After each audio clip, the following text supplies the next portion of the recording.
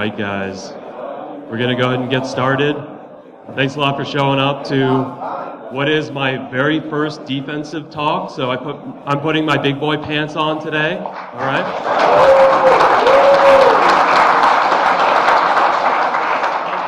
So welcome to Living Off the Land 2, the defensive edition.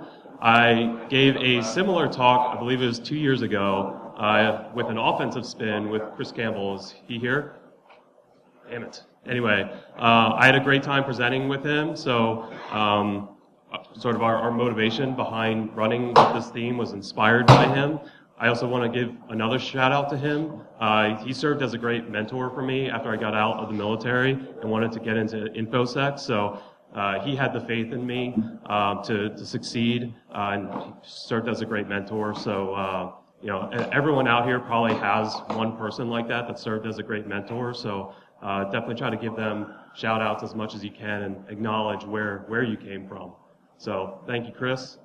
All right, so let's get started. A little bit about myself. I'm the manager of security research at Varus Group's Adaptive Threat Division. I've got two other people on my team, Will Schroeder and Casey Smith. I freaking love the people I work with. And then my extended family at ATD, we have some like amazingly bright people like this guy right here. I'm a Microsoft MVP, specializing in PowerShell. Jared and I, if you don't know, are huge PowerShell fanboys. Yeah, I'm Jared Atkinson. I'm the defensive services lead or technical lead for the Adaptive Threat Division as well. So I focus mostly on continuous monitoring and or compromise assessments for Adaptive Threat Division. Previously, I was in the Air Force for the Air Force Hunt Team for 5 years.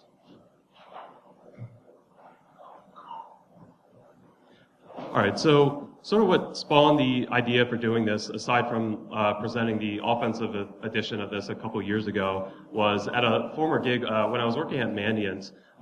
We had been seeing more and more compromises where WMI was used as a vector. Primarily, it had been being used as a lateral spread method, but in previous talks, I had spoken about how APT29 have been using WMI very heavily for their operations, not just for lateral spread, but they also use WMI as like a covert storage mechanism where they store their payloads and also store the result of their payloads in the WMI repository. So, of course, me working at Mandiant, I was asked the question, how do we defend against this? How do we detect this?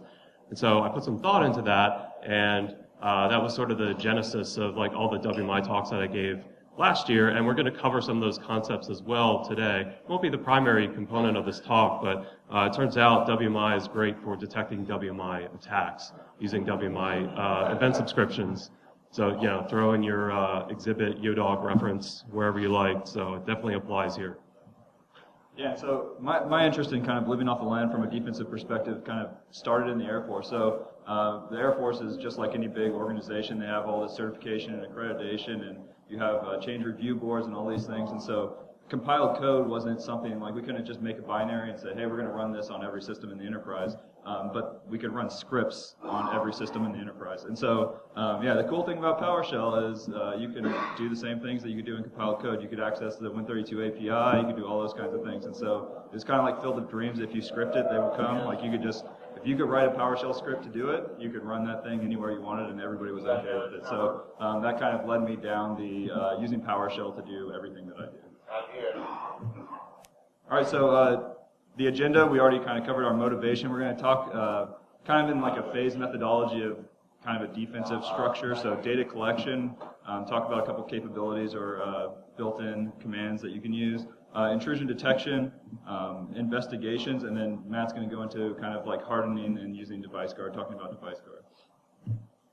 All right, so for data collection, this is just kind of, we really try to focus kind of on like an endpoint data collection methodology. So gathering things like processes, services, network connections, auto runs, all the different persistent locations across every system in the enterprise, bringing it into something like Splunk or Logstash or whatever your SIM of choice is, and then trying to do some sort of analysis on that.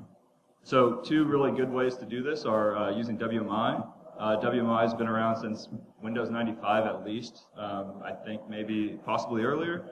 It's almost always available, assuming that there's not some firewall that's blocking the ports that you would need, and then which there typically isn't in my experience. And then one of the cons is that data is going to be limited to the available WMI classes. So WMI classes that are on Windows 95 there's less classes on Windows 95 than there are going to be on Windows 10, for example. And so using WMI, there are ways to kind of go outside of the WMI schema or like classes, but you would have to be pretty creative. So WMI is kind of limited in that sense. The other option is Windows Remote Management, or WinRM, which is the basis for PowerShell Remoting. And so it's available since kind of Windows XP, and it unlocks PowerShell functionality. So this is basically anything you could do in .NET, you could do over Windows Remote Management, and anything in the Windows 32 API.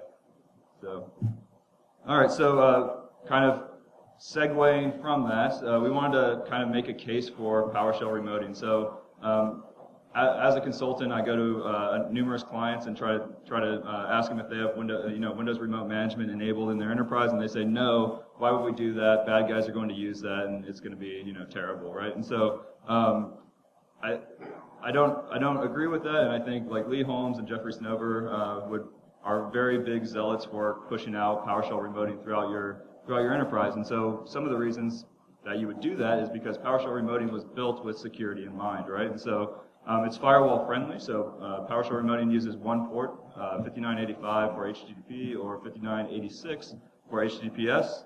It's always encrypted, so don't let that HTTP versus HTTPS thing confuse you. PowerShell Remoting is encrypted by default, and so if you're on the domain, it's always going to be encrypted regardless. It enables numerous valuable capabilities, which I'm going to talk about here in a second. So PowerShell Remoting, you have things like Inter PS Session, which I'll demonstrate in a second, and you have things like Invoke Command, which allow you to run an arbitrary command on a remote system through PowerShell. You also have things like Windows Event Forwarding. So we have Windows event logs on every system. That's cool, but how do you centralize those event logs? Well, you can use Windows Event Forwarding, which runs over Windows Remote Management, to centralize all those event logs in one location. And then it provides an alternative to vulnerabilities of current admin protocols. Not saying that it's impossible to find a vulnerability in Windows Remote Management. I'm sure it is. There's none that I know of that are public at this point. But like the protocols that you're already using, like SMB, tons of vulnerabilities going back to Windows XP. You have like MSO 8067 is probably the most prolific vulnerability or exploit out there. And then you have like RDP. RDP, a lot of administrators use it, but it causes interactive logons, which expose your credentials to credential theft attacks like Mimikatz, as to where Windows Remote Management would not do that. So it uses a network logon. Yeah, so network logons for Windows Remote Management. All right, so PowerShell Remoting, going into Invoke Command, this is kind of that one-to-many remoting, and so it allows you to execute arbitrary code on a remote machine or machines. And so kind of the syntax for doing that would be invoke command dash computer name, computer1 in this case, script block, anything within the curly braces in that case, so get process, is going to be run on that remote machine and returned back to you locally. And then you would supply credentials for the remote machine. Another really cool thing that not a lot of people know about, I just learned about it like 2 months ago, is you can actually, if you have a function that's, defined locally, you can actually run that remotely, kind of transparently, some magic. I think that starts in PowerShell version 3. Is that true? No. Probably 2. Okay, so yeah, so that functionality might even exist in PowerShell version 2. Back in the day when I first started using Invoke Command, one of the problems that we faced, or so we thought, was that you had to have the actual function defined on the remote system in order to call it. That is not the case, and if I would have known that 5 years ago, I would have saved myself a lot of time. So, yeah, and so, and I'll do a demo of that in a second. The other option is Inter PS Session. So, a lot of folks use PS exec to kind of get a command shell on a remote system, and kind of do whatever they want to do with that command shell. The alternative is Inter PS Session, which runs over WinRM. It starts an interactive PowerShell session with a remote computer. And the syntax is Inter PS Session dash computer name, conf1 dash credential, and then you would pass it credentials, and it would prompt you for a password in this case. All right, so All right, so kind of just doing a real simple session. You guys see that at the back? Where's the By the way, you can actually move the mic up on the clip. It'll be a lot easier. You guys can stand up, follow the like that? slide the mic Oh, up yeah. closer to You're talking like that. Yeah, There we like, go. like more. Okay. Is that better? Good? Okay. Now it's getting some feedback. But all right, so we already have a PS session, which is basically an authenticated session with a remote system over WinRM already created, and so I'm just going to pass that session, and so then I could do script block. And we're just going to run get process against the remote system. Oh boy. Yeah, I know. Yeah. The sessions got disconnected while we were waiting, so let's just reroute now. All right.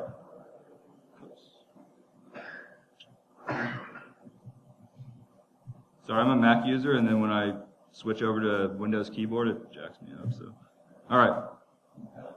Yeah. Yep. There we go. Okay. Yeah. All right. So what I just did is I ran get process, which is a process listing in PowerShell.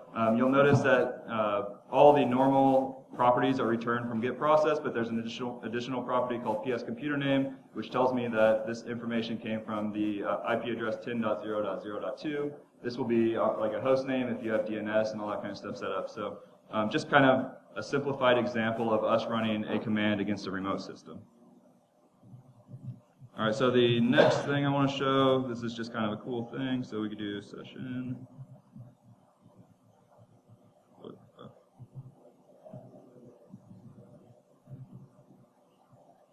All right, PS session win10. So now I'm using enter PS session, which is going to give me an interactive prompt on a remote machine. You'll notice that my prompt in PowerShell changes to indicate that this is running on 10.0.0.2 IP address. And then I could just do, get process or whatever my command is going to be, and that's running on that remote machine.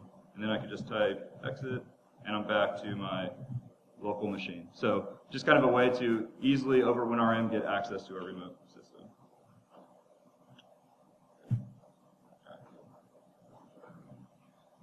Okay, so now sometimes WinRM across the enterprise is not going to be an option. In that case, you could certainly fall back to WMI. Many of the same concepts of PS remoting in PowerShell version 3 and above also apply using these sim commandlets. So when you hear sim, just think WMI basically. I'm not going to distinguish between the two right now.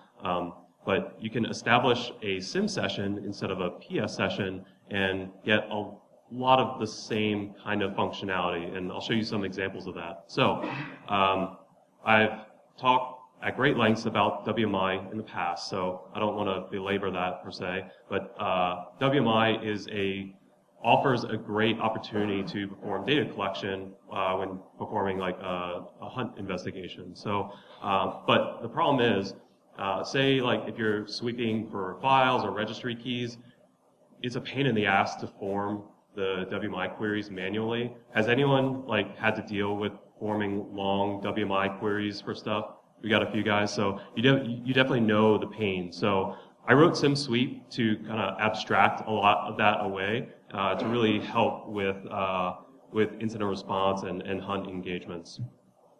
So a little bit more background about WMI.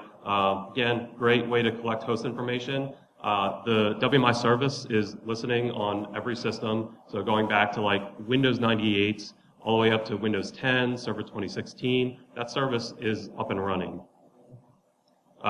Depending on the OS, there's probably going to be like thousands of WMI classes available to you. So we're going to be doing demos against a Windows XP and a Windows 10 system to show you that the manageability is the same experience across all OSs when using WMI. Just there may be a different amounts or subset of WMI classes depending on the OS. There's a great PowerShell module for interacting with this stuff. The more classic commandlets were the WMI commandlets, which are available in V2. We're going to be showing everything in V3+, where the sim commandlets were introduced. The great thing about those is that one, you can establish a session, so you basically only need to authenticate once. and then you can do a lot of queries thereafter. And it also works over multiple protocols. By default, the CimCommandlets work over WSMan. So WinRM is a protocol that's built on top of WSMan. So basically, if you have like WinRM enabled in your enterprise, then you can use the CimCommandlets using that default protocol. But you can also fall back to DCOM as the legacy protocol, which I'll be doing for Windows XP. So what's great is I can drive all this from PowerShell on a single system, and I don't even need PowerShell to be installed on the remote system to collect all this information.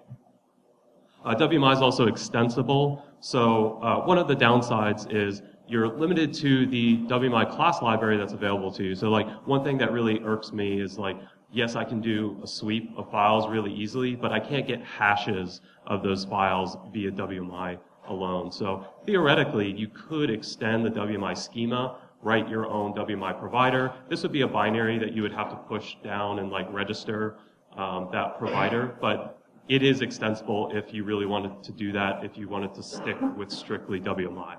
It is possible. Again, queries can be very difficult to form manually, so I've tried to abstract a lot of that away. And also, DCOM is not the most firewall-friendly protocol. Fortunately, WinRM is. It's a single port that supports WMI operations, Windows Event Forwarding operations, and PowerShell Remoting. Okay, so CimSweep. Again, doesn't require PowerShell on the target, which is great. I love that. Operates on sim sessions, so you would have to call, if you want to do this remotely, you would call new-sim session to authenticate to whatever you're sweeping against. Authentication is performed once. It abstracts away the complexities of WMI, and so it's comprised of sort of a core collection capability, so we can easily query, without having to form complicated WMI queries, registry keys, their values, the value types, and we can even recurse over the registry. Oh.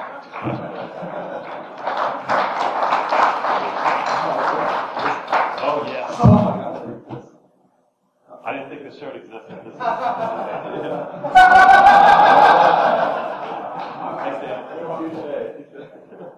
It's not only warm, it's like hot.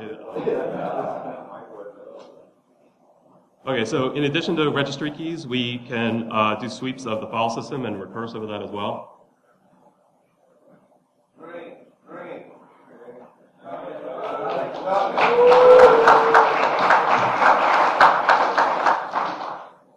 Finish it. You can take it all.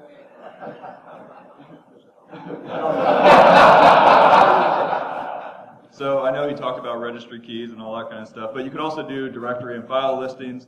You could query the event log and then list services, processes. Windows 8, you can list network connections, all kinds of stuff.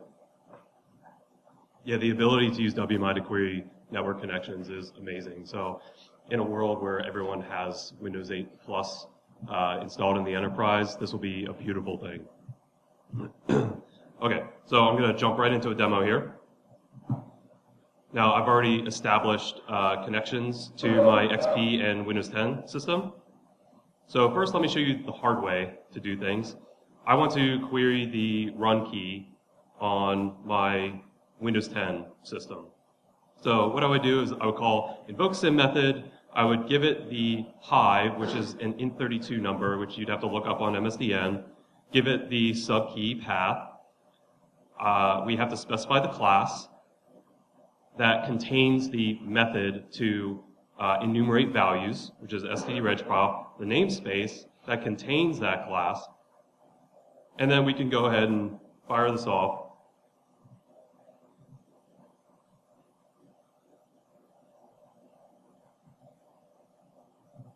Here we go. Okay, so when we get a return value of 0, that indicates success. And so what this did, it just called the enum values method in the std_regprop class as a static WMI method, and it just returned to me the names and the value types of all the values within that key. So the next thing that I would have to do, if I wanted to do this the hard way, was call invoke sim method again, calling the getStringValue method. Now, how do I know to call getStringValue? Because I had to look up in MSDN what type 2 referred to. So type 2 is the reg_sz type. So I'm going to call getStringValue to get the string value. Okay? And so this is just like one of the built-in run keys in a default Win10 installation. So I could investigate this a little bit further, but now let me start to show you the easy way to do this. In CimSweep, I have a function called getCSRegistryValue. Pretty straightforward. Give it your sim session that we established before. Give it the hive and the subkey path.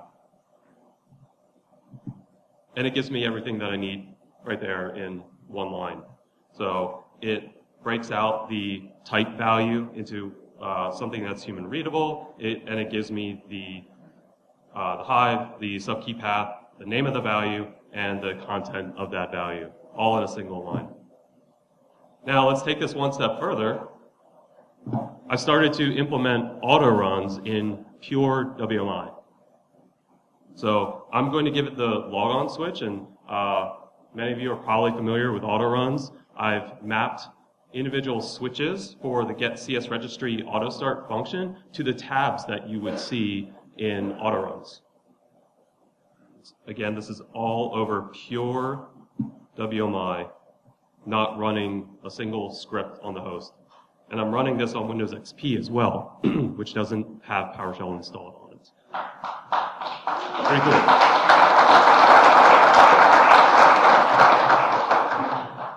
So, quickly show you the help of this. And there's not like one-to-one parity just yet of like auto runs functionality to the WMI functionality. It's kind of a pain to get all this, but this is what I have so far. I have all of the following tabs: logon, LSA providers, image hijacks, app-init, and if you just run it without the switches, then it is implied that you want to return all of the auto runs types. So it's very, very intuitive in my opinion. So cool stuff. I really like it. Jared, you've used it pretty heavily, yeah? All right. Oh, okay. A little more registry stuff. I really like the fact that I can recurse. So get CS registry key. I'll give it my sim session. Let's do this on Windows XP. Again, proving that, well, Windows XP doesn't have PowerShell on it. That's okay. And we have tag completion on some of the switches. Subkey, I don't even need that. Okay, so here's all the root keys in HKLM. Don't clap yet.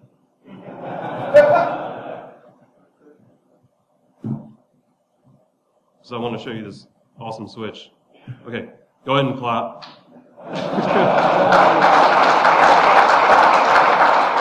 Now, what's also really cool is, okay, get registry key is just giving me information on the registry keys. Well, what if I want those values? Well, I can recurse over the keys and then get CS registry value. Boom. I mean, that's pretty intuitive, right? Cool. All right. Now let's move into files. Let's say I wanted to further investigate the executable that was in that run key. So let's do it the hard way. Okay. So to do it the hard way, we're going to do a pretty complicated query on the sim data file class. So here's my query. Basically, we're saying select star from sim data file where drive equals C, path equals this, and we have to escape all paths. File name is that file name, and the extension is exe. Like, that sucks. But it works. Okay? So I can get some file information. Now, by default, those of you who are not familiar with PowerShell, all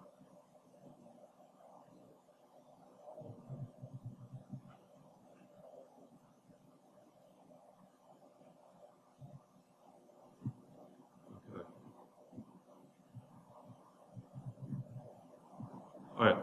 By default, a lot of PowerShell objects are only going to display a certain subset of the properties, but in the sim data file class, there's a lot more properties. So I can just pipe it to some like format list, FL is the alias, star, give me all the properties, and there's a lot of additional properties that you're not seeing by default.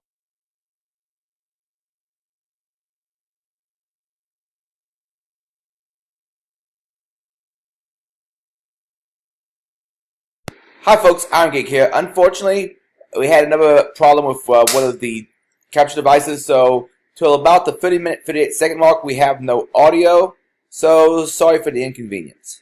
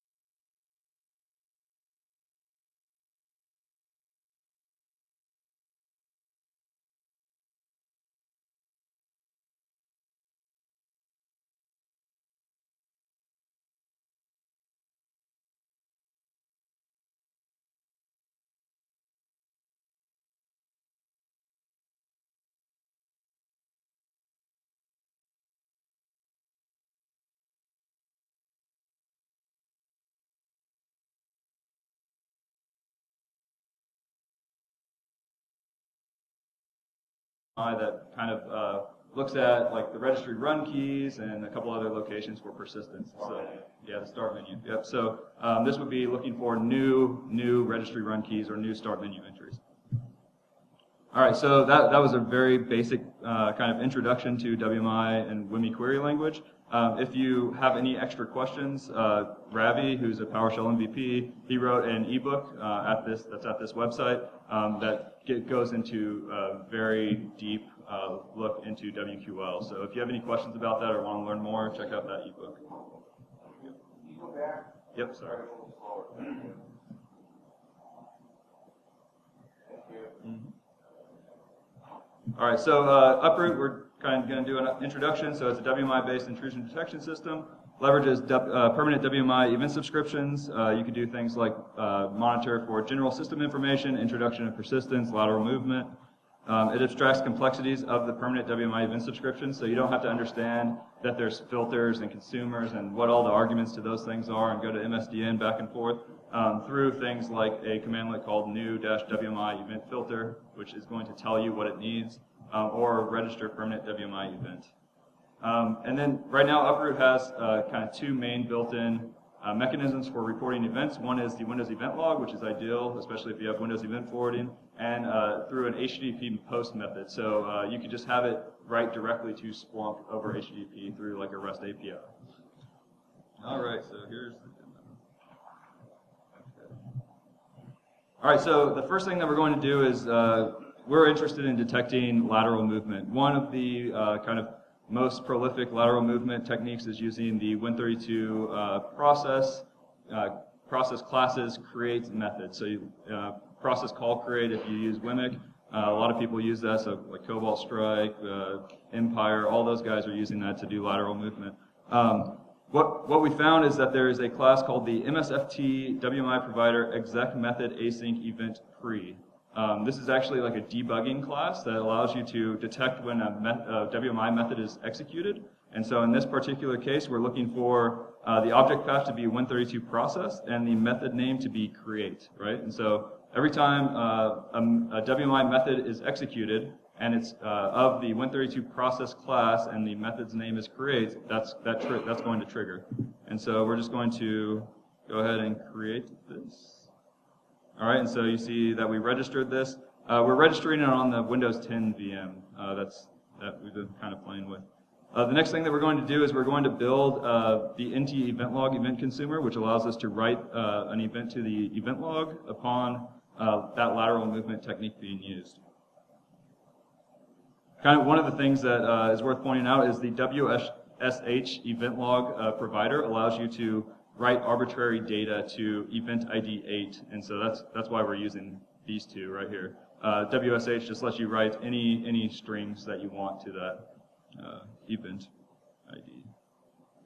All right, and so now we've created that consumer. The last thing that we need to do is do that binding and marry these two together. We call that the event subscription, kind of like an umbrella term.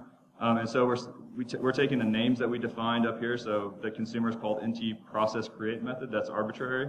And then we're going to marry them together. And so now we have a true WMI event subscription running on that Windows 10 box that's monitoring for the Win32 process create method being called. So now we're going to do kind of like an arbitrary quote-unquote lateral movement or use of that method. This isn't actually going to do lateral movement, but we're going to use that method to spawn a command shell. Just to kind of demonstrate. All right, so the return value is 0. We got a PID for that command shell, so there's now a command shell cmd.exe running on that Windows 10 box. And so now we can leverage CimSweep, Matt's thing that he just talked about, and we can query the event log for source type WSH. All right, so we ran this a couple times to practice, but you kind of get the idea. We have these insertion strings, which are the actual data from the event log. We can see the time that it was run, which looks like it's the older one. Let's see. Yeah, 10:42:08 a.m., which is the exact time that we're at. And so if we were to, let's see, kind of store that.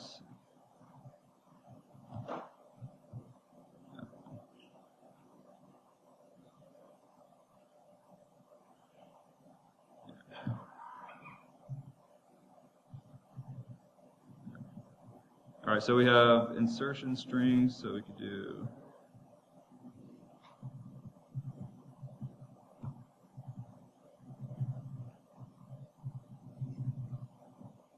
All right.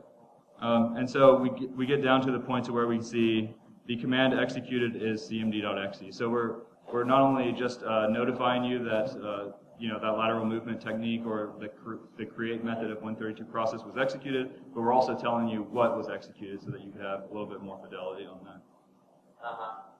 Yep. So another cool, interesting tie-in to CimSweep is if you were using CimSweep to do like WMI persistence checking, you could also use this to check to make sure that your WMI event subscriptions were registered properly.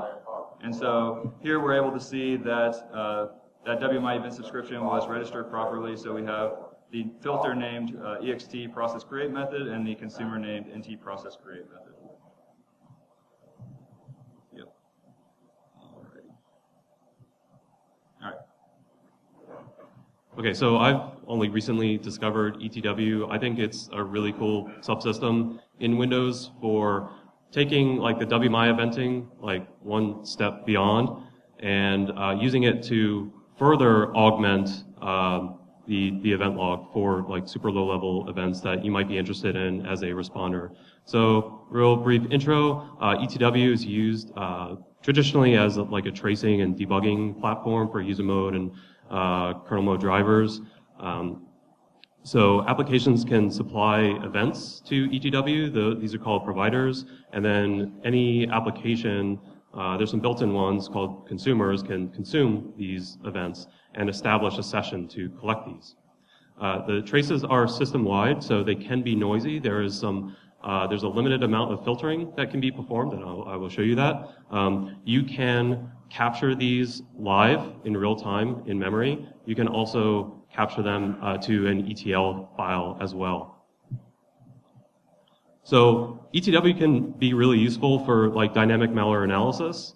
In fact, Procmon uses this under the hood in addition to a bunch of extra tools. The only thing is it's not well documented, so you're going to have to do some experimentation yourself. Okay, so a provider is what supplies the events to the consumer that receives those. Some of the really cool providers that are interesting to me is like the Windows kernel trace. So we can get like real-time monitoring of like the registry, processes, all in user mode. We don't need a driver for any of this. Windows PowerShell has a great ETW provider. Again, none of it's documented, so you need to experiment. The consumer is what parses these events. So get win event in PowerShell is great for that. There's a bunch of extra tools. A session is what establishes the collection session. It kind of like you basically pick and choose the provider that you want to collect off of, and the controller is what starts that session and allows you to configure it. So some common utilities that you probably use all the time that you may not have realized uses ETW under the hood is the event log itself. NetSH, you can do full packet capture with it, uses ETW. Procmon, Sysmon, Windows Defender uses ETW pretty heavily. You can use Logman to interact with all this stuff. It's pretty low-level utility. It's got kind of a learning curve, but I suggest that you invest the time to look into it if you're really interested in this. Okay, so ETW for incident response. Again, there's like two modes. So like real-time tracing in memory, I think would be really good for like real-time alerting for incident response scenarios. And then for ETL captures, what you're capturing on disk, this could be used for like post-mortem analysis or for following up for like remediation actions. You could collect for a while, pull the ETL logs back, and then do your analysis on what was collected. Okay, so the scenario that I want to present for using ETW was I want to detect whenever a .NET assembly or module is loaded in memory. So a while ago I came up with what I thought was a pretty clever WMI event to detect any arbitrary process where PowerShell was being loaded. But then Casey Smith said, well, why don't I just load system.management.automation in memory using the .NET in-memory loader that's built into the .NET class library. So I was like, okay, well, that would definitely defeat my WMI event. So I went to ETW, and it turns out there's a great ETW provider and keyword to detect just that. Okay, so attackers like me, I use this technique all the time. I use the system.runtime or system.reflection.assembly static load method to load a .NET byte array in memory. It's great. I love it. So we can capture this with ETW. So sort of the methodology that I used to capture these was I had to look at all the ETW providers that were available. I located one that looked like it might be interesting to me, and I looked at the keywords in that provider. So this is like additional filtering that you can do per provider. I start a trace session with that provider. I run my malicious action, so I go load something in memory using .NET, and then I stop the trace, analyze the results, and if there are interesting events that are populated, then thumbs up. We have a really good ETW provider that we can use for incident response.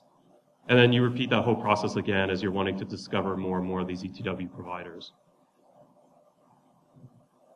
So, in the interest of time, which we don't have much of, but we are going into lunch, so we're just going to go until we're kicked out here. What you do to query all the providers is called this, logman query providers. A cool thing that you can do is you can specify a PID. So this PID was for a PowerShell process, and it listed out all of the providers that a consumer could tap into for, say, the PowerShell process, or really any like arbitrary .NET process. So I did that, and I discovered this .NET Common Language Runtime provider, and I used logman to start a trace using this provider, and there's a loader keyword. So here's where I'm doing some filtering of just the load event. So anytime an assembly or module is loaded, whether it's on disk or in memory, I'll be able to capture that. So then I go run my malicious action or wait for an actual attacker to do that. I stop my trace, and then I can use a tool like getWinEvent to parse out, in this case, the ETL that I saved to disk to look for those in-memory loads. So this is the on-disk example. I can do this in memory as well, and I don't have time for that demo, but there's a great library out there called TraceEvent, which allows you to capture ETW events in real time using this great .NET library. And so I wrote some PowerShell functionality around that, so you can use PowerShell to do all this analysis in real time. So it's great. I'm still kind of learning as I go. I know there's like a small group within Microsoft who's using this pretty heavily. After the talk, hit me up. If anyone else is using this outside of Microsoft, I'd love to know, and we can discuss like better ways to improve our methodology for using ETW. So, Jared. All right. So, kind of speeding through this. The next phase would be investigation, which is where you've collected all this data, you've analyzed it, you may have found outliers, whatever. Now you need to determine context around those outliers to determine whether they truly are malicious. A couple different ways you can do that is data pivoting. So you can do that through PowerShell Remoting. Go check, what running processes are on that system, persistence locations, network connections. You could build temporal context through some sort of forensic investigation, or you can do historical context through, event logs, proxy logs, so on and so forth. PowerForensics, this is how CSI Cyber should actually look. So PowerForensics is a forensics toolkit that's written as a C# DLL or a binary PowerShell module. It allows the inspection of NTFS data structures, MFT, USN journal, etc. It creates an event timeline based on forensic artifacts, so you could look for like file operations in the USN journal, you could look for program execution in the prefetch, you could do user activity in like the user registry hive, so on and so forth. Because PowerShell has been open sourced, I'm working on HFS Plus and ext4 support, which are the two main file systems for Mac OS X and Linux. And then there's a public API that PowerForensics exposes, just like most .NET DLLs. So one of the things that we wanted to do was take ideas from a bad guy, and so PowerForensics, because it's a C# DLL, is not something that you could run remotely very easily unless you have that DLL on every system in the environment. And so we built PowerForensics Portable, which basically answers for those shortcomings. So what we do is we literally dynamically load a PowerForensics C# assembly in memory, which is very similar to what Matt just talked about detecting with ETW. And so that's what this code snippet is here, using that assembly static load method. And then we are able to call PowerForensics public API, which is exposed by that loaded module. And so in this case, we're calling the file record class inside of PowerForensics to enumerate the MFT. So you could parse the MFT that way. we had a demo, but I think we're short on time, so we have the device guard section that Matt's going to cover. Okay, so who is aware of the potent Matt's Surface challenge? Does anyone have a binary that they want me to run on my Surface right now? Anyone? No fun. Matt, you've got something you want me to double click? Do you want to come up? Okay. Oh, it's not an exe? Do you think that you have a legit device guard bypass?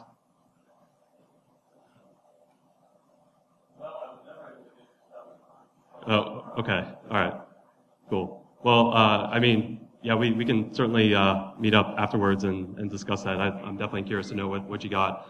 So as we've been giving this talk, I've been running device guard on my Surface in what I consider to be very locked down state. So device guard, I've been playing with this a lot. It's great. It definitely has an initial learning curve that you need to get over. But once you've done it enough times and you've gotten into the routine, it's not really that bad.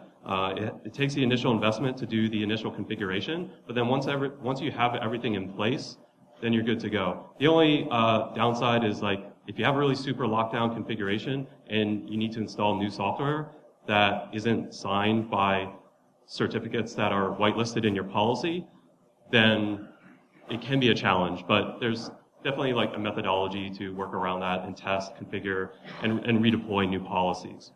So device guard is Microsoft's latest whitelisting solution. So a lot of people here probably know that AppLocker and software restriction policies definitely aren't that great. Like there's a ton of bypasses around them. Like it was certainly a great effort, but this is Microsoft's attempt to take it to the next level. And in addition to just whitelisting user mode binaries and scripts, this also performs whitelisting on kernel mode drivers. It's available in Server 2016 and Windows 10 Enterprise and Education. I wish it was on Pro or even Home for that matter, but it is what it is. It consists of two primary components, code integrity, which consists of user mode code integrity and kernel mode code integrity, and virtualization-based security. These are some like additional hardware-based features that can provide some additional mitigations against kernel mode exploits or device guard specific bypasses. So if you have the hardware to support this, device guard is even better. It's all configurable via the config CI PowerShell module. And basically what you would do is you would take like a gold system, you would scan all the binaries or run all the binaries that you want to execute in your day-to-day operations, and then build a policy based on what a normal user is going to use day-to-day. All right, so device guard versus AppLocker. AppLocker is kind of a bolted-on feature. If you are an admin, you could just disable it. There are a bunch of protections in device guard if you enable them that attempt to protect against a rogue admin. And if you don't believe me, try to bypass those yourself and give a talk on it. AppLocker, again, provided no kernel protections. The policy is applied system-wide. So one of the cool things actually about AppLocker is that you could apply rules based on user or group. Currently, you can't do that in AppLocker. In device guard, sorry.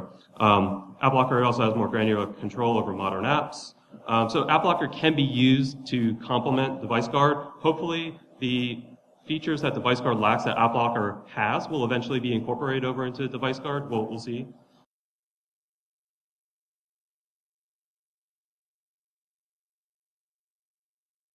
Hi folks, Alan Geek here. Unfortunately, we seem to have a video freeze here, so we don't have any audio for the rest of the video. My apologies.